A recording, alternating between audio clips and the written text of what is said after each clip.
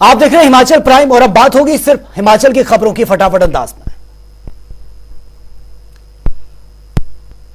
हिमाचल में 1 जून को होंगे लोकसभा चुनाव। हिमाचल की 6 विधानसभा सीटों पर भी होना है उपचुनाव। लोकसभा चुनाव के साथ हिमाचल में होंगे उपचुनाव।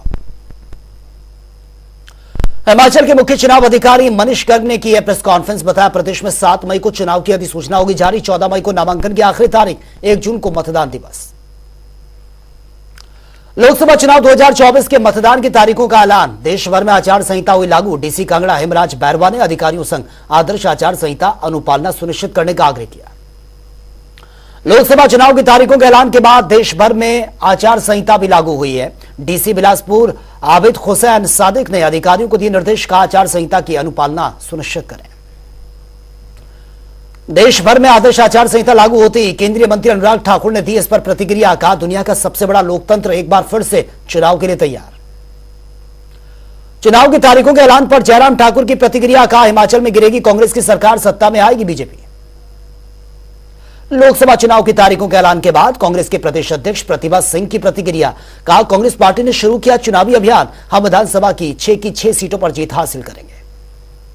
लोकसभा चुनाव की तारीखों का ऐलान। सिरमौर जिले में लोकसभा चुनाव की तमाम तैयारियां पूरी। जिले में बनाए गए हैं 589 मतदान केंद्र। कांग्रेस राष्ट्रीय प्रवक्ता कुलदीप राठौर ने की प्रेस कॉन्फ्रेंस। केंद्र सरकार पर साधा निशाना। कहा चुनावी बॉन्ड आजाद भारत का सबसे बड़ा घोटाला। बीजेपी चुनाव को धनबल से करेगी हाईजैक। बीजेपी ने कांग्रेस पार्टी के खिलाफ खोला है मोर्चा। कहा सरकार झूठी गारंटी पूरा करने वाला झूठा फॉर्म ले वापस, नहीं तो होगा विरोध। चुनाव आयोग से की है कड़ा संज्ञान लेने की मांग। लोकसभा चुनाव की तैयारियां जोरों पर। घोषणा पत्र के लिए बीजेपी ने मांगी है जनता की राय। स्थानीय मुद्दे होंगे शामिल। सोलन मॉल रोड पर लगाए हैं सुझाव पेटिका। बीजेपी के मंडल अध्यक्ष रमेश तोमर ने कांग्रेस पर साधा निशाना। कहा विकास की तरसी पांवटा की जनता। लोकसभा चुनाव में जनता कांग्रेस को सिखाएगी सबक। लोकसभा चुनाव के नजदीक आते ही गरमाई है सियासत। कांग्रेस नेताओं ने कॉलोनी बाजार में निकाली है मशाल जुलूस यात्रा। बीजेपी पर साधा निशाना। बीजेपी प्रदेश की चुनी हुई सरकार को गिराने की साजिश में नाकाम।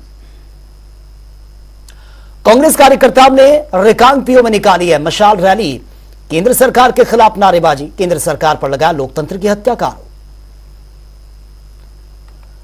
बगाट कोऑपरेटिव बैंक की वार्षिक बैठक आयोजित। शेयरधारकों ने बैठक में लिया हिस्सा। बैंक के चेयरमैन अरुण शर्मा ने बतौर मुख्य अतिथि शिरकत की। कहा 200 करोड़ कम हुआ बगाट बैंक का एनपीए। बिलासपुर में राज्य स्तरीय नलवाड़ी मेले का आयोजन। ढोल नगाड़ों की थाप पर मेले का आगाज। डीसी मंडी ने कार्यक्रम में शिरकत की। सांस्कृतिक कार्यक्रम भी पेश किए गए। नाहन के सैनवाल पंचायत में भीमराव अंबेडकर पुस्तकालय का शुभारंभ। स्थानीय बच्चों को घर पर मिलेगी लाइब्रेरी की सुविधा। करीब 2 लाख की लागत से हुआ पुस्तकालय का निर्माण।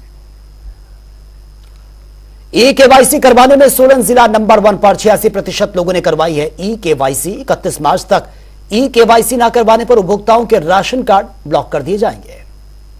हिमाचल प्रदेश में कॉटन कैंडी बनाने वाले और बेचने वाले स्वास्थ्य विभाग ने इस पर प्रतिबंध लगा दिया। कैंडी में पाए गए हानिकारक केमिकल।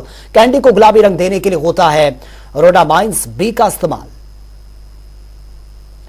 सोलन जिले के राशन डिपो पर पीओएस का सर्वर डाउन। उपभोक्ताओं को हो रही है परेशानी। लोगों को करना पड़ रहा है परेशानी का सामना। सुंदरनगर और भंगरोटू के वृद्धाश्रमों में बिगड़ी है वित्तीय स्थिति। 1 साल से नहीं मिल रहा है भत्ता। संचालकों को करना पड़ रहा है परेशानी का सामना। बिलासपुर में सड़क हादसा। सरकारी बस और स्कूटी की जबरदस्त टक्कर। हादसे में स्कूटी चालक को आई हैं चोटें। जान माल के नुकसान की कोई बड़ी खबर नहीं। बरोटीवाला पुलिस को मिली है बड़ी सफलता। टीम ने पिकअप गाड़ी से अवैध खैर की लकड़ी बरामद की है। पुलिस ने गाड़ी चालक को किया गिरफ्तार। जांच शुरू। हमीरपुर में घायल पशुओं का सहारा बनेंगे हमीरपुर के युवा। एनिमल प्रोटेक्शन टीम बनाकर घायल पशुओं की देखरेख का जिम्मा लिया। बद्दी के चुनड़ी गांव में प्रवासी युवक ने 11 साल की बच्ची के साथ किया दुष्कर्म। पुलिस ने पोक्सो एक्ट के तहत मामला दर्ज किया। आरोपी को गिरफ्तार कर कार्रवाई शुरू। तो फिलहाल इस बुलेटिन में मेरे साथ इतना ही, लेकिन तमाम खबरों के लिए आप बने रहिए जनता टीवी के साथ। नमस्कार।